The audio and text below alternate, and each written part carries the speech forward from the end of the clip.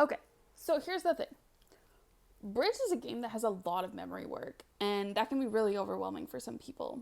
So, one thing that you can do to avoid having to do so much memory work is stop adding in conventions. Just stop. No more. Until you feel comfortable with the conventions that you have, don't add more of them. You really want to understand the logic and the reasoning behind those conventions. If you decide, you know what, this convention is shit, you have a reason why.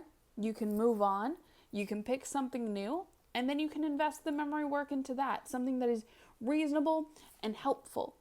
But you also want to make sure that you are focusing on things that are going to be relatively high frequency.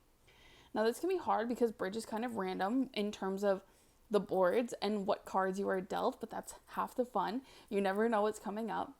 And you're always going to encounter something new. You're always going to find something where you're like, oh shoot, we don't have an agreement about this. So instead of just adding in more and more conventions, the best strategy is to start coming up with guidelines. For example, if partner bids a new suit, that's forcing. This is a good base rule to start with. And obviously, you need to get a little bit more refined with it. But your best strategy is going to be to stop adding in new conventions, understand the conventions that you do have, and start building better guidelines. Let me know what guidelines you have in your system right now. And until next time, happy bridging.